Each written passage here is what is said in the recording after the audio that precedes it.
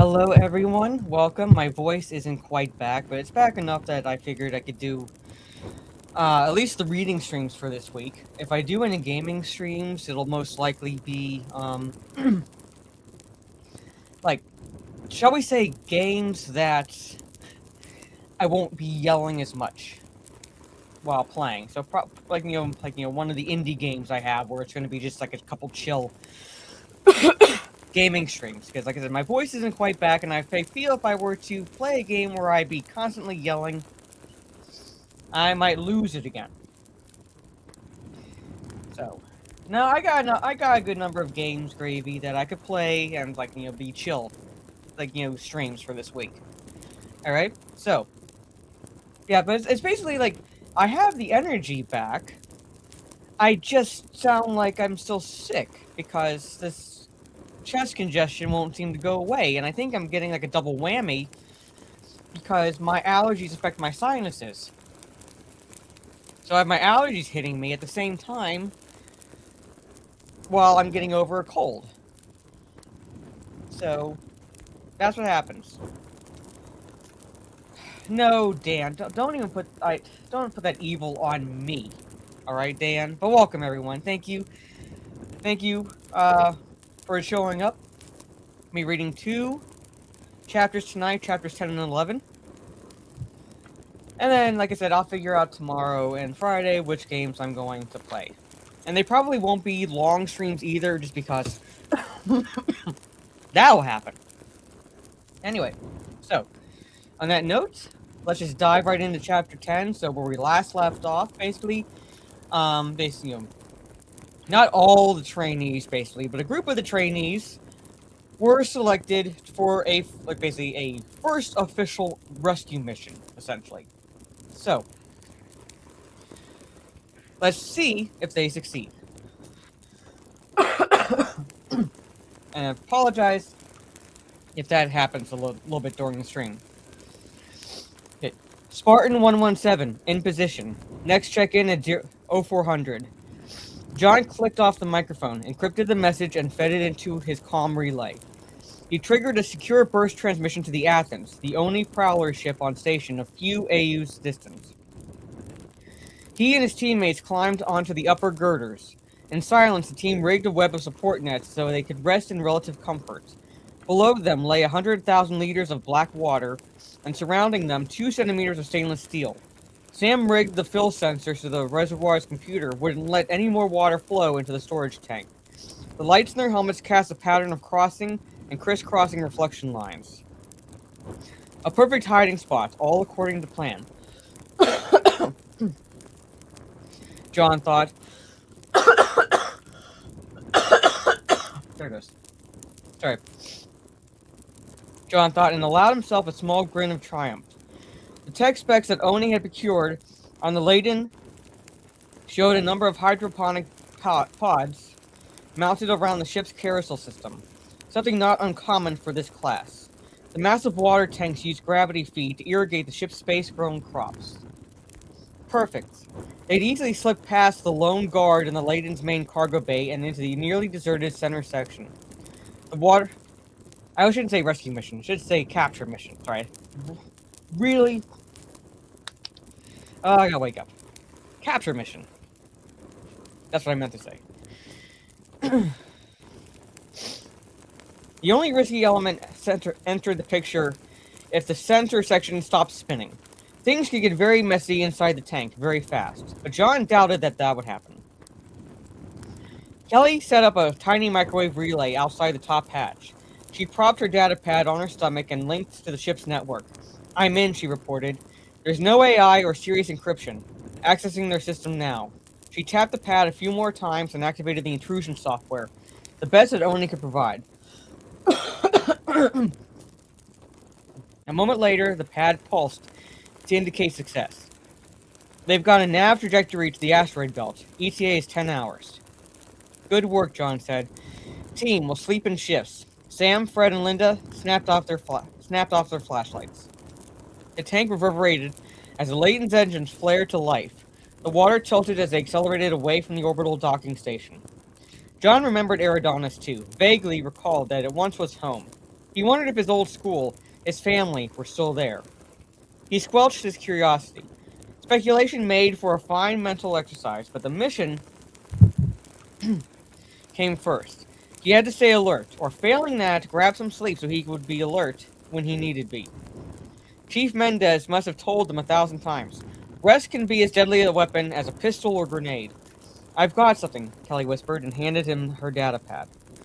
It displayed the cargo manifest for the Layden. John scrolled down the list. Water, flour, milk, frozen orange juice, welding rods, superconducting magnets for a fusion reactor. No mention of weapons. I give up, he said. What am I looking for? I'll give you a hint, Kelly replied. The chief smoked some. John flicked back through the list. There. Sweet William cigars. Next to them on the manifest was a crate of champagne, a Procyon vintage. There were fast-chilled New York steaks and Swiss chocolates. These items were stored in a secure locker. They had the same routing codes. Luxury items, Kelly murmured. I bet they're headed straight for a special delivery to Colonel Watts or his officers. Good work, John replied. We'll tag this stuff and follow it. Won't be that easy, Fred said from the darkness. He flicked on his flashlight and peered back at John. There are a million ways this can go wrong. We're going in without recon. I don't like it. We only have one advantage on this mission, John said. The rebels have never been infiltrated.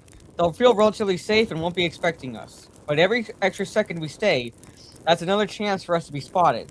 We'll follow Kelly's hunch. You questioning orders? Sam asked Fred. Scared? There was a slight hint of challenge in his voice. Fred thought for a moment. Sorry. No, he whispered, but this is no training mission. Our targets won't be firing stun rounds. He sighed. I just don't want to fail.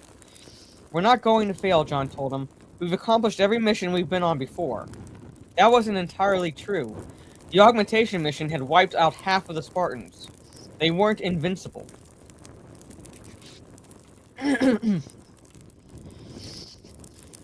But John wasn't scared. A little nervous, maybe, but he was ready. Rotate sleep cycles, John said. Wake me up in 4 hours. He turned over and quickly nodded off to the sound of the sloshing water. He dreamed of grab ball and a coin spinning in the air. John caught it and yelled, Eagle, as he won again. He always won. Kelly nudged John's shoulder, and he was instantly awake, hand on his assault rifle. And welcome, everyone. We're decelerating, she whispered, and pointed her light into the water below. The liquid tilted at a 20-degree inclination. Lights off, John ordered. They were plunged into total darkness. He popped the hatch and snaked the fiber optic probe, attached to his helmet, through the crack. All clear. They climbed out, then rappelled down the back of the 10-meter tall tank. They donned their grease-stained coveralls and removed their helmets. The black suits looked a little bulky beneath their work clothes, but the disguise would hold up to cursory inspection. With their weapons and gear in duffel bags, they passed as crew, from a distance. They crept through a deserted corridor and into the cargo bay. They heard a million tiny metallic pings as gravity settled the ship. The Layden must be docking to a spinning station or a rotating asteroid. The cargo bay was a huge room, stacked to its ceiling with barrels and crates. There were massive tanks of oil. Automated robot forklifts scurried between rows, checking for items that might have come loose in transit. There was a terrific clang as a docking clamp grabbed the ship. Cigars are this way, Kelly whispered. She consulted her data pad, then tucked it back into her pockets. They moved out, clinging to the shadows. They stopped every few meters, listened, and made sure their fields of fire were clear. Kelly held up her hand and made a fist. She pointed to the secure hatch on the starboard side of the hold. John signaled Fred and Kelly and motioned them to go forward. Fred used the lockbreaker on the door and popped it open. They entered and closed it behind them. John, Sam, and Linda waited. There was a sudden motion and the Spartans snapped their weapons to firing positions. A robot forklift passed down an adjacent aisle. The massive aft doors of the cargo hold parted with a hiss. Light spilled into the hold. A dozen dock workers dressed in coveralls entered. John gripped his M82B tighter. One man looked down the aisle where they crouched in the shadows. He stooped, paused. John raised his weapon slowly, his hand steady, and sighted on the man's chest. Always shoot for center mass, Mendez had barked during weapons training. The man stood, stretched his back, and moved on, whistling quietly to himself. Fred and Kelly returned, and Kelly opened and closed her hand, palm out. She had placed the marker. John grabbed his helmet from his duffel bag and slipped it on. He pinged the navigation marker and saw the blue triangle flash once on his heads-up display. He returned Kelly's thumbs up and removed the helmet. John stowed his helmet in MA-2B and motioned for the rest of the team to do the same. They casually walked out of the laden aft cargo hold and onto the rebel base. The docking bay was hewn from solid rock. The ceiling stretched a kilometer high. Bright lights overhead effectively illuminated the place, looking like tiny suns in the sky. There were hundreds of ships docked within the cavern, tiny single craft, Mako class, corvettes, cargo freighters, and even a captured UNSC Pelican dropship. Each craft was held by massive cranes that traveled on railroad tracks. The tracks led toward a series of large airlock doors. That's how the laden must have gotten inside. There were people everywhere. Workers and men in crisp white uniforms. John's first instinct was to seek cover. Every one of them was a potential threat. He wished he had a gun in his hand. He remained calm and strode among these strangers. He had to set the right example for his team. If his recent encounter with the ODSTs in the gym of the Atlas had been any indication, he knew his team wouldn't interact well with the natives. John made his way past dock workers and robotic trams full of cargo and vendors, selling roasted meats on sticks. He walked toward a set of double doors set in the far rock wall marked public showers. He pushed through and didn't look back. The place was almost empty. One man was singing in the shower, and there were two rebel officers undressing near the towel dispensers. John led his team to the most distant corner of the locker room and hunkered down on one of the benches. Linda sat with her back to them, on lookout duty. So far so good, John whispered. This will be our fallback position if anything falls apart and we get separated. Sam nodded. Okay, we have a lead on how to find the colonel. Anyone have any ideas on how to get off this rock once we grab him? Back into the laden's water tank? Too slow, Kelly said. We've got to assume that when Colonel Watts goes missing, his people are going to look for him. There was a Pelican on the dock, John said. We'll take it. Now let's figure out how to operate the cranes and airlocks. Sam hefted his pack of explosives. I know just the way to politely knock on those airlock doors. Don't worry. Sam tapped his left foot. He only did that when he was eager to move. Fred's hands were clenched into fists. He might be nervous, but he had it under control. Kelly yawned, and Lyndon sat absolutely still. They were ready. John got his helmet, donned it, and checked the nav marker. Bearing 320, he said. It's on the move. He picked up his gear, and so are we. They left the showers and strode through the dock, past massive drop doors and into a city. This part of the asteroid looked like a canyon carved into the rock. John could barely make out the ceiling far overhead. There were skyscrapers and apartment buildings, factories, and even a small hospital. John ducked into an alley, slipped on his helmet, and then pinpointed the blue nav marker. It overlay a cargo tram that silently rolled down the streets. There were 3 armed guards riding in the back. The Spartans followed at a discreet distance. John checked his exit routes. Too many people and too many unknowns. Were the people here armed? Would they all engage if fighting started? A few of the people gave him strange looks. Spread out, he whispered to his team. We look like we're on a parade ground. Kelly stepped up her pace and pulled ahead. Sam fell behind. Fred and Linda drifted to the right and left. The cargo tram turned and made its way slowly through crowded streets. It stopped at a building. The structure was 12 stories tall, with balconies on every floor. Sorry, chap. John guessed these were barracks. There were 2 armed guards in white uniforms at the front entrance. Again, welcome everyone. The 3 men in the tram got out and carried the crate inside. Kelly glanced at John. He nodded, giving her the go-ahead. She approached the 2 guards, smiling. John knew her smile wasn't friendly. She was smiling because she was finally getting a chance to put her training to the test. Kelly waved to the guard and pulled open the door. He asked her to stop and show her identification. She stepped inside, grabbed his rifle, twisted, and dragged him inside with her. The other guard stepped back and leveled his rifle. John sprang at him from behind, grabbed his neck, and snapped it, and dragged his limp body inside. The entry room had cinder block walls and a steel door with a swipe card lock. A security camera dangled limply over Kelly's head. The guard she had dragged in lay at her feet. She was already running a cracking program on the lock using her data pad. John retrieved his MA2B and covered her. Fred and Linda entered and slipped out of their coveralls, then donned their helmets. Nav marker is moving, Linda reported. Mark 270, elevation 10 meters, 20, 35, and holding. I'd say that's the top floor. Sam entered, pulled the door shut behind him, and then jammed the lock. All clear out there. The inner door clicked. Doors open, Kelly said. John, Kelly, and Sam slipped out of their coveralls as Fred and Linda covered them. John activated the motion and thermal displays in his helmet. The target sight glowed as he raised his MA2B. Go, John said.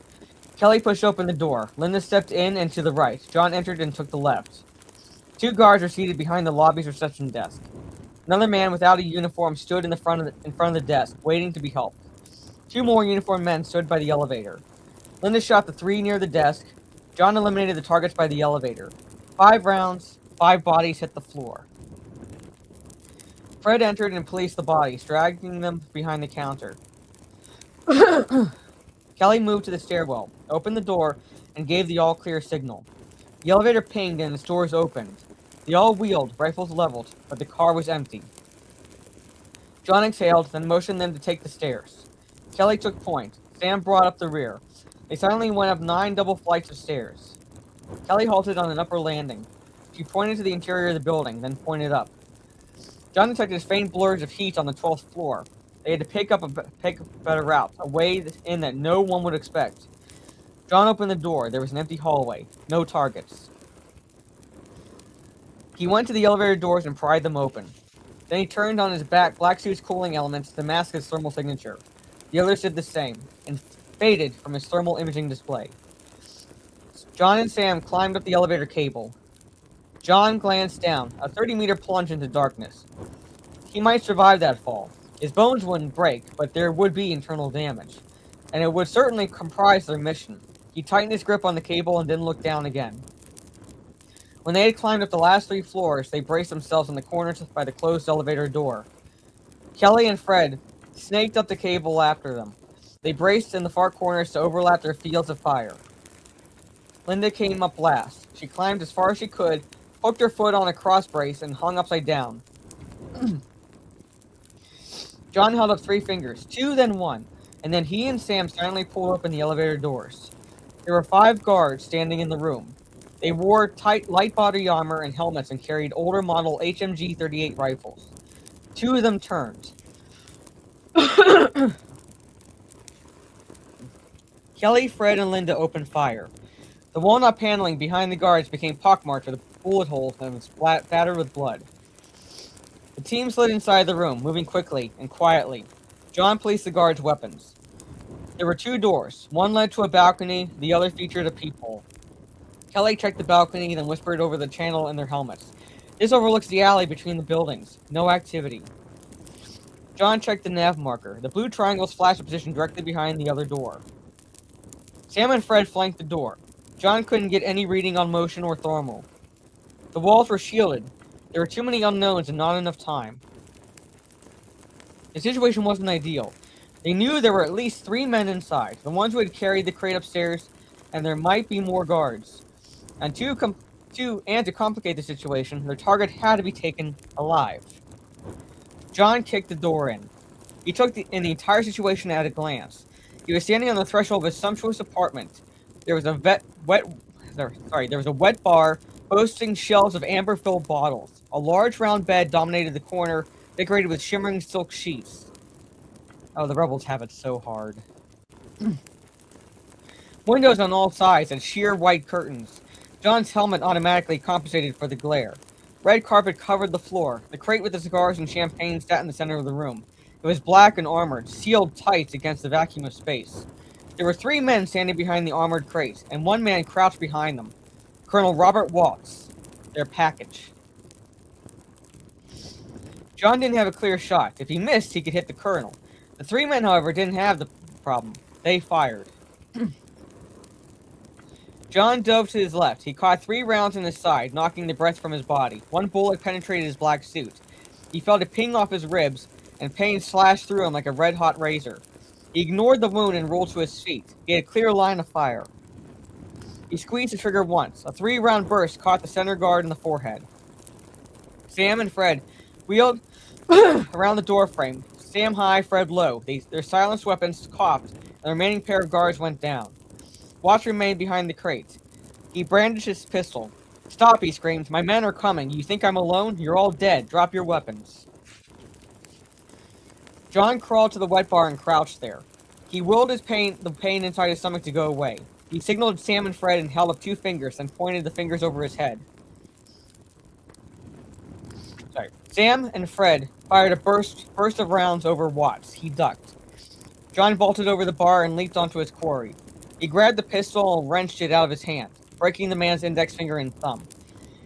John snaked his arm around Watts' neck and choked the struggling man into near unconsciousness. Kelly and Linda entered.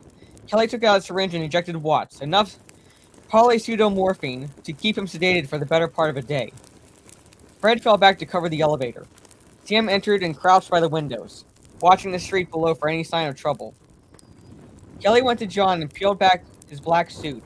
Her gloves were slick with his blood. "The bullet is still inside," she said, and bit her lower lip. "There's a lot of internal bleeding. Hang on."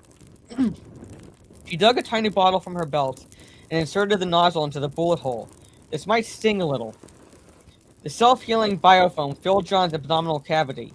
It also stung like 100 ants crawling through his innards. She pulled the bottle out and taped up the hole. "You're good for a few hours," she said, and then gave him a hand up. John felt shaky, but he'd make it. The foam would keep him from bleeding to death and stave off the shock, for a while at least. "Incoming vehicle," Sam announced. 6 men entering the building, 2 taking a position outside, but just the front. "Get our package inside the crate and seal it up," John ordered. He left the room, got his duffel, and went to the balcony. He secured a rope and tossed it down 12 stories into the alley. He rappelled down and took a second to scan the alley for threats, then clicked his throat mic once, the all-clear signal. Kelly snapped a decent rig on the crate and pushed it off the balcony. It zipped down the line and thudded to a halt at the bottom. A moment later, the rest of the team glided down the rope. Sorry.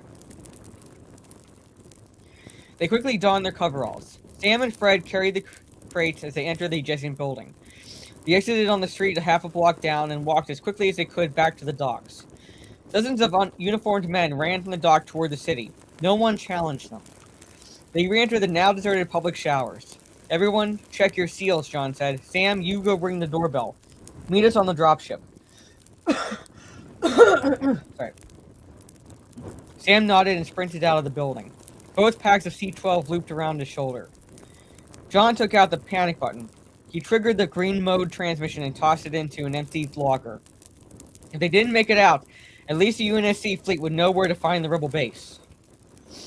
"Your suit is breached," Kelly reminded John. "We better get to the ship now, before Sam sets off his fireworks." Sam and Fred checked the seals on the crate, and then carried it out. Kelly took point, and John brought up the rear. They boarded the Pelican dropship, and John sized up her armaments. Dented and charred armor, a pair of old, out-of-date 40mm chain guns. The pocket pods had been removed. Not much of a warhorse. There was a flash of lightning at the far end of the dock. The thunder roiled through the deck, and then through John's stomach. While John watched, a gaping hole materialized in the airlock door amid a cloud of smoke and shattered metal. Black space loomed beyond. With an ear-splitting roar, the atmosphere held into the docks abruptly transformed into a hurricane. People, crates, and debris were blasted out of the ragged tear. John pulled himself inside the dropship and prepared to seal the main hatch. He watched as emergency doors descended over the breached airlock. There was a second explosion, and the dropship door paused, then fell and clattered to the deck, crushing a light transport vessel underneath. Behind them, large bay doors closed, sealing the docks off from the city. Dozens of workers still on the docks ran for their lives, but didn't make it. Sam sprinted across the deck, perfectly safe inside his sealed black suit. He cycled through the Pelican's emergency airlock. "Back door's open," he said with a grin. Kelly fired up the engines. The Pelican lifted, maneuvered through the dock, and then out through the blasted hole and into open space. She pushed the throttle to maximum burn. Behind them, the insurgent base looked like another rock in the asteroid belt. But this rock was venting atmosphere and starting to rotate erratically. After 5 minutes at full power, Kelly eased the engines back. We'll hit the extraction point in 2 hours, she said. Check on our prisoner, John said. Sam popped open the crate. The seal's held. Watch is still alive and has a steady pulse, he said. Good, John grunted. He winced as the throbbing pain in his side increased. Something bothering you? Kelly asked. How's that biofilm holding up? It's fine, he said, without even looking at the hole in his side. I'll make it. He knew he should feel elated, but instead he just felt tired. Something didn't sit right about the operation. He wondered about all the dead dock workers and the civilians back there. None of them were designated targets. And yet, weren't they all rebels, or on that asteroid? On the other hand, it was like the chief said. He had followed his orders, completed his mission, and gotten his people out alive. What more did he want? John stuffed his doubts deep in the back of his mind. Nothing's wrong, he said, and squeezed Kelly's shoulder. John smiled. What could be wrong? We won. We'll take a quick break while you take a drink, and then we'll start chapter 11.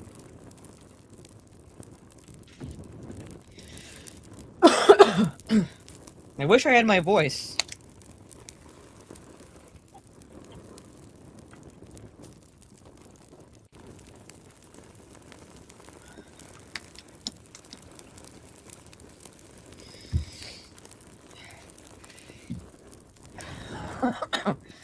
I actually have energy, Golden Fox. I actually have energy. I'm not fatigued or anything like that. It's just this wants to hold on.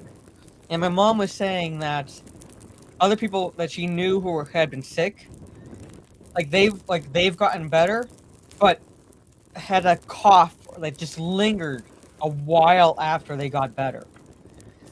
It's like basically Mother Nature with a cruel sense of irony. And just a twisted sense of humor. Alright? But anyway, chapter 11. There you go. And plus, I have allergies, so I'm getting a double whammy with that. So, John wondered who had died. The Spartans had been called to muster in their dress uniforms only once before. Funeral detail. The Purple Heart awarded to him after his last mission glistened on his chest. He made sure it was polished to a high sheen.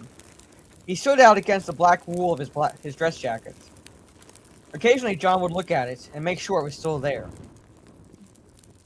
He sat in the third row of the amphitheater and faced the center platform. The other Spartans sat quietly on the concentric rings of risers. Spotlights flicked on the empty stage. He had been in Reach's secure briefing chamber before. This is where Dr. Halsey had told them they were going to be soldiers. This is where his life had changed and he had been given a purpose. Chief Mendez entered the room and marched to the center platform. He too wore his black dress uniform as well. His chest was covered with silver and bronze stars, 3 Purple Hearts, the Red Legion of Honor Award, and a rainbow of campaign ribbons. He had recently shaved his head. The Spartans rose and stood at attention. Dr. Halsey entered. She looked older to John, the wrinkles at the corners of her eyes and mouth more pronounced than streaks of gray in her dark hair. But her blue eyes were as sharp as ever. She wore gray slacks, a black shirt, and her glasses hung about her neck on a gold chain. Vice Admiral on deck, Mendez reported. They all snapped straighter. A man 6 years Dr. Halsey's senior strode to the stage. His short silver hair looked like a steel helmet. His gait had a strange lope to it, what crewmen called spacewalk, from spending too much time in microgravity. He wore a simple unadorned black dress UNC uniform. No medals or campaign ribbons. The insignia on the forearm of his jacket, however, was unmistakable. The rank of Vice Admiral. At ease, Spartans, he said. I'm Vice Admiral... I cannot speak. I'm Vice Admiral Stanforth. The Spartans took their seats in unison. Dust swirled on stage and collected into a robed figure. Its face was obscured within the shadows of its hood. John could discern no hands at the end of its sleeves. And this is Beowulf, Vice Admiral Stanforth said as he gestured to the ghostly creature. Stanforth's voice was calm but distant. Distaste was evident on his face. He is our AI attaché with the Office of Naval Intelligence. He turned away from the AI. We have several important issues to cover this morning, so let's get started. The lights dimmed. An amber sun appeared in the center of the room, with 3 planets in close orbit.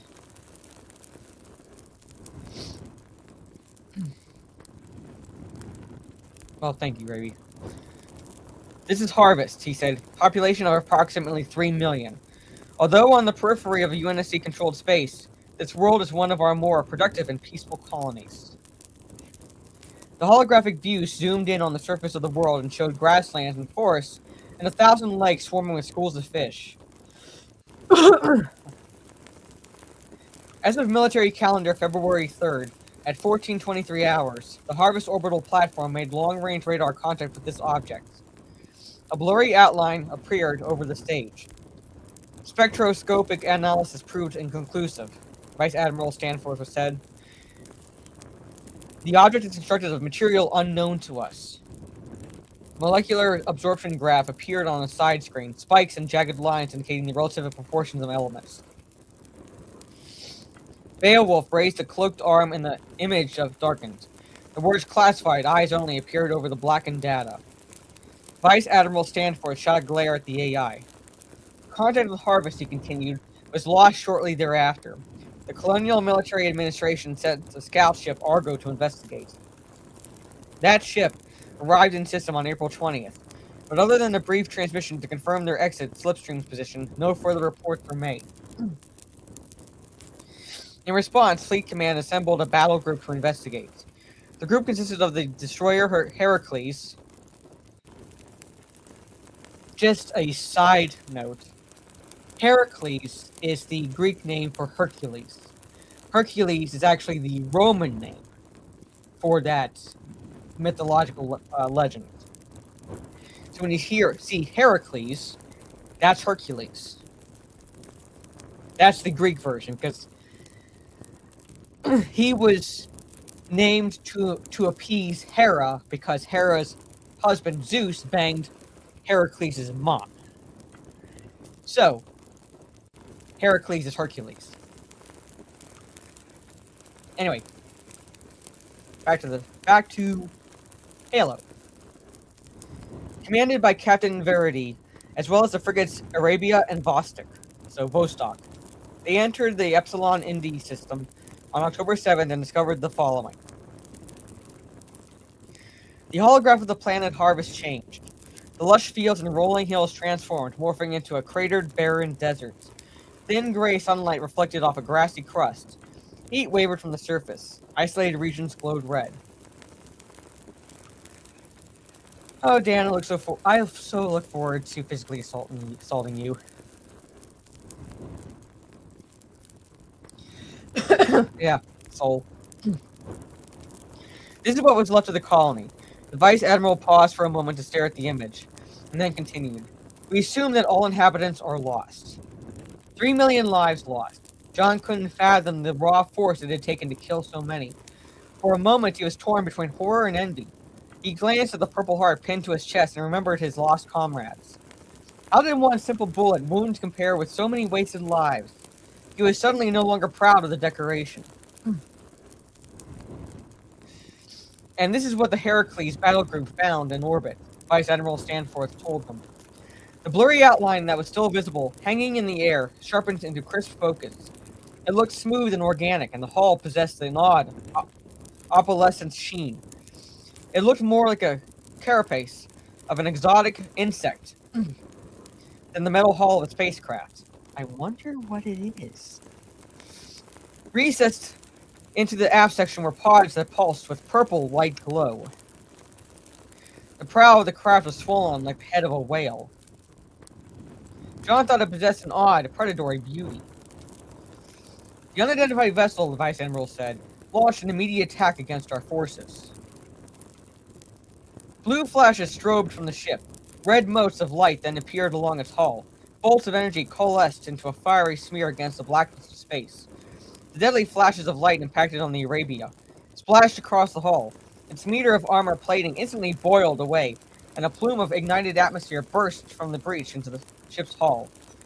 Those were pulse lasers. Close, Gravy, Vice Admiral Stanforth explained, and, if this record is to be believed, some kind of self-guided superheated plasma weapon. The Heracles and the Vostok launched salvos of missiles toward the craft. The enemy's lasers shot half before they reached their targets. The balance of the missiles impacted detonated into blossoms of fire. that quickly faded. The strange ship shimmered with a semi-transparent silver coating, which then vanished. They also seemed to have some reflective energy shield. Vice Admiral Stanforth took a deep breath, and his features hardened into a mask of grim resolve. The Vostok and Arabia were lost with all hands. The Heracles jumped out of the system, but due to the damage she sustained, it took several weeks for Captain Verity to make it back to Reach. These weapons and defensive systems are currently beyond our technology. Therefore, this craft is of a non-human origin. He paused and added, the product of a race with technology far in advance of our own. A murmur buzzed through the chamber. We have, of course, developed a number of first contact scenarios, the Vice Admiral continued, and Captain Verity followed our established protocols. We had hoped that contact with the new race would be peaceful. Obviously, this was not the case. The alien vessel did not open fire until our task force attempted to initiate communications. He paused, considering his words. Fragments of the enemy's transmissions were intercepted, he continued. A few words have been translated. We believe they call themselves the Covenant. However, before opening fire, the alien ship broadcast the following message in the clear. He gestured at Beowulf, who nodded. A moment later, a voice thundered from the amphitheater's speakers. John stiffened in his seat when he heard it. The voice from the speaker sounded odd, artificial, strangely calm and formal, but laden with rage and menace. Your destruction is the will of the gods, and we are their instruments. John was awestruck. He stood. Yes, Spartan, Stanforth said. Sir, is this a translation? No, the Vice Admiral replied. They broadcast this to us in our language. We believe they use some kind of translation system to prepare the message, but it means they've been studying us for some time.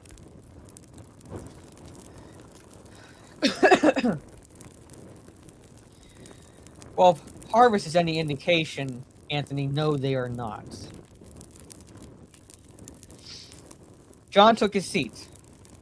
As of November 1st, the UNSC has been ordered to full alert, Stanford said.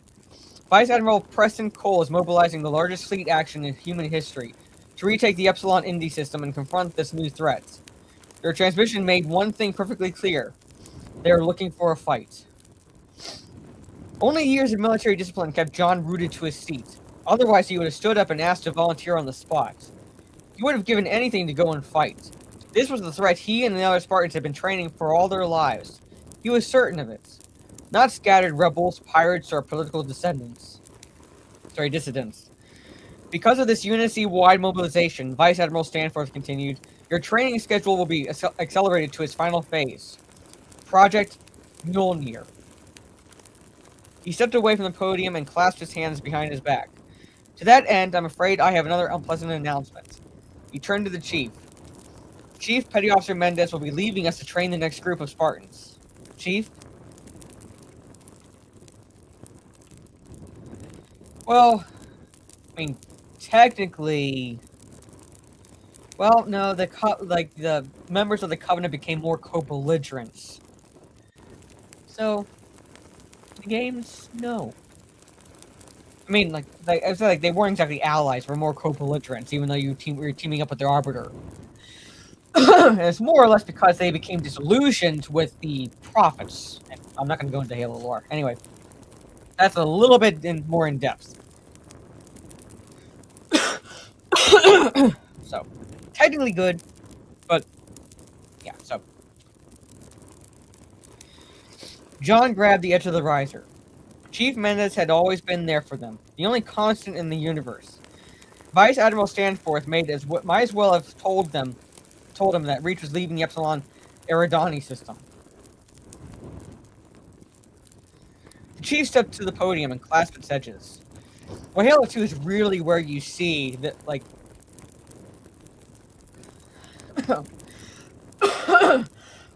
That's where you see the Arbiter and so forth. And beginnings of the disillusionment with the Prophets. Anyway.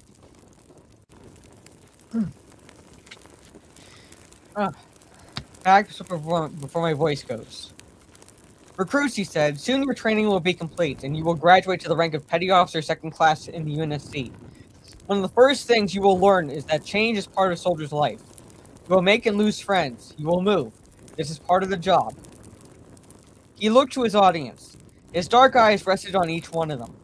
He nodded, seemingly satisfied with what he saw. The Spartans are the finest group of soldiers I have ever encountered, he said. It has been a privilege to train you. Never forget what I have tried to teach you. Duty, honor, and sacrifice for the greater good of humanity are the qualities that make you the best. He was silent a moment, searching for more words, but finding none. He stood at attention and saluted. Well, I could play through the Halo games again, Soul. I could be persuaded to do that. But the question is, should I start with Reach, even though it is non-canonical to the Halo stories, or should I start with Halo Combat Evolved? Back to the book.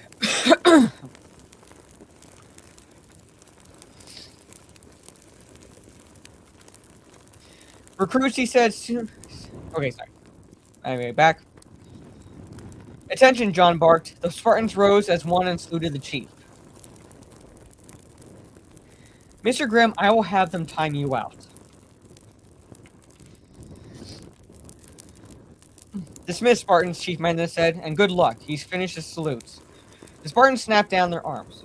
They hesitated and then reluctantly filed out of the amphitheater. John stayed behind. He had to talk to Chief Mendez. Dr. Halsey spoke briefly with the chief and the vice admiral, and she and the vice admiral left together. Beowulf backed toward the far wall and faded away like a ghost. The chief gathered his hat, spotted John, and walked to him. He nodded to the hologram of the scorched colony harvest still rotating in the air. One final lesson, petty officer, he said. What tactical options do you have when attacking a stronger opponent? Sir, John said, there are two options. Attack swiftly and with full force at their weakest point. Take them out quickly before they have a chance to respond. Good, he said. And the other option? Fall back, John replied. Engage in guerrilla actions or get reinforcements. Welcome, everyone. The chief sighed. Those are the correct answers, he said. But it may not be enough to be correct this time. Sit, please. John sat, and the chief settled next to him on the riser. There's a third option. The chief turned his hat over in his hands. An option that others may eventually consider. Sir? Surrender, the chief whispered. That, however, is never an option for the likes of you and me. We don't have the luxury of backing down. He glanced up at Harvest. A glittering ball of glass. And I doubt that an enemy like this will let us surrender. I think I understand, sir. Make sure you do. Make sure you don't have anyone else give up. Or don't let anyone else give up. He gazed into the shadows beyond the center platform. I hate being sick. Project Mjolnir will make the Spartans into something new. Something I could never forge them into. I can't fully explain. That damned Oni spook is still here listening. Just trust Dr. Halsey. The chief dug into his jacket pocket. I was hoping to see you before they shipped me out. I have something for you. He set a small metal disc on the riser between them. When you first came here, the chief said, you fought the trainers when they took this away from you. Broke a few fingers, as I recall. The chiseled features cracked into a rare smile. John picked up the disc and examined it. It was an ancient silver coin. He flipped it between his fingers. It has an eagle on one side, Mendez said. That bird is like you, fast and deadly. John closed his fingers around the quarter. Thank you, sir. He wanted to say that he was strong and fast because the chief had made him so. He wanted to tell him that he was ready to defend humanity against this new threat.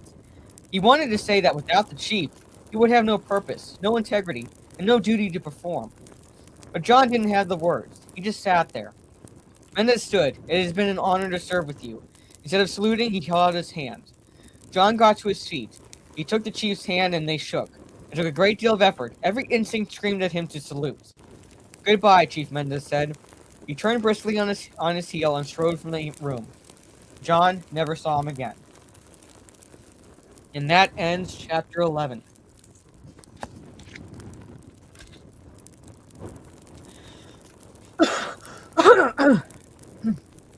Double whammy of getting over a cold and having allergies. Fun times.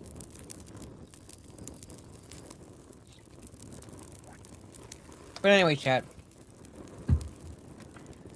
Yeah, that is chapters 10 and 11. the chapters in this book are not that long. So these streams aren't that long either, but for the Halo streams. And they're kind of going to be even shorter for the next reading streams I do, because I will be reading I'll be reading the Agatha Christie mystery novel Evil Under the Sun. And I'll be reading one chapter at a time, because Agatha Christie, I don't know if she purposely did this or not. Chances are she did. But each chapter is pretty much the same length, like 17, 18 pages roughly. So I'll be reading one chapter at a time. It makes it simple for me. I don't have to go through and see how long each chapter is. They're all the same they're all the same length. I've not seen the new Silent Hill movie yet. I'm hearing it's so far the worst movie of 2026. So yeah, at some point I am going to watch it. I'll be watching the Jack Sparrow copy. But it'll be at some point down the road. I didn't anticipate getting sick all of last week. I haven't even seen any of the Daredevil seasons.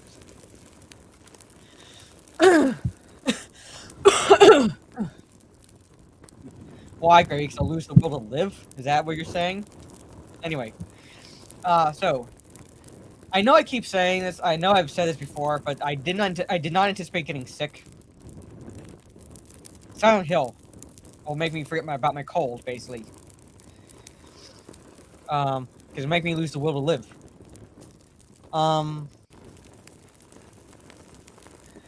At some point, I am going to get back to Borderlands. Like I said, at least for the remainder of this week, whatever game I play, it's going to be an indie game. It's going to be like a chill stream. I don't want to be yelling a lot at the screen, and I feel like with Borderlands, even with Halo, I will be yelling quite a bit. So, yeah, the Mortuary Assistant movie looks good. Looks like it could potentially be really good. So, I have a few indie games I can play. I had thought...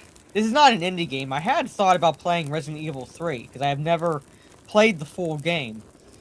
But probably not. Probably will be yelling at that game, so... I have a game called Fever Meme that I could probably play as an indie game.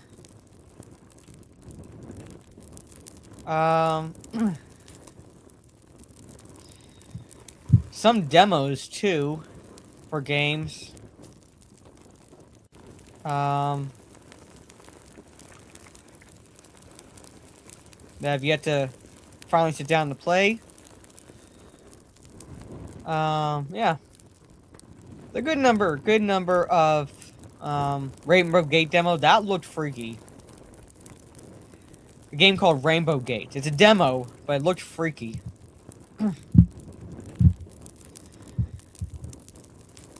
And not yet released yet. According to the store page for Rainbow Gate, it's similar to Resident Evil 4 and Resident Evil Village. So maybe that. Probably like try that. And like I said, it's gonna be like it'll be a chill stream, and chances are a shorter stream.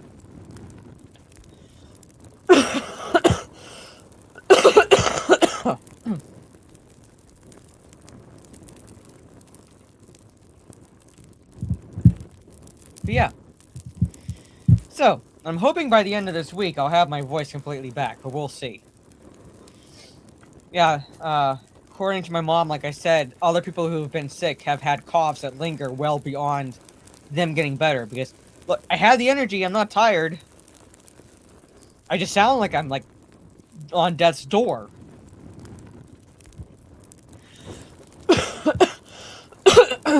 So, but anyway, thank you all for hanging out with me. It's not my throat, it's here. This is where I feel it, not my throat. Anyway, and yeah, pervs. But anyway, so, on that note, ladies and gentlemen, tomorrow, I'll be playing an indie game, probably not a long stream.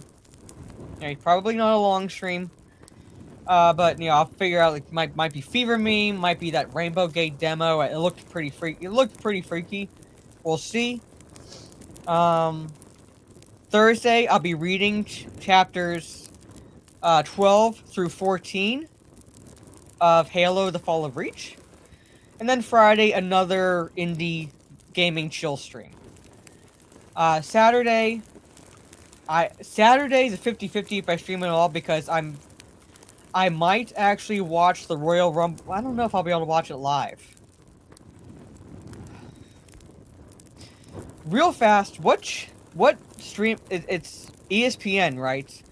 That's going to have the Rumble live, Royal Rumble live. Yeah, fuck. I'm hoping this one is good, because I'm hoping Jey Uso doesn't win again. All right. Well, I might try to watch it live. We'll see. Because I don't know if I'm going to feel like watching it in the evening, even on a replay. But anyway, I'll see. I'll figure something out. So it's 50-50 chance about streaming in the afternoon or not. But anyway, yeah, and then I should have my voice enough back for Talk Nerdy to be on my channel next Sunday. I don't know if my Nerdy Home's going to be joining me or not, because she sounded like she was getting sick earlier in the week. So I don't know if it'll be unsupervised or not. It's that time of year, ladies and gentlemen. But anyway, thank you again for hanging out with me during this reading stream. I hope you have a good rest of your day or evening, wherever you are in the world, and I will see you all tomorrow evening for some indie game chill and fun. Peace.